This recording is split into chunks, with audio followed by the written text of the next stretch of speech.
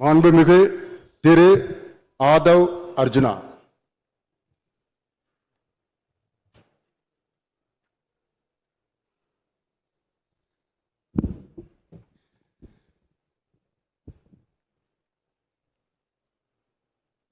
சட்டமன்ற பேரவையின் உறுப்பினராக தேர்ந்தெடுக்கப்பட்ட ஆதவ் அர்ஜுனா என்னும் நான் சட்ட முறைப்படி நிறுவப்பட்டுள்ள இந்திய அரசமைப்பு சட்டத்தின் உண்மையான நம்பிக்கையும் பற்றுறுதியும் கொண்டிருப்பேன் என்றும் இந்திய நாட்டின் இறையாண்மையும் ஒருமைப்பாட்டையும் நிலைநிறுத்துவேன் என்றும் நான் மேற்கொள்ள இருக்கும் கடமையை நேர்மையுடன் நிறைவேற்றுவேன் என்றும் உளமாற உறுதி கூறுகிறேன்.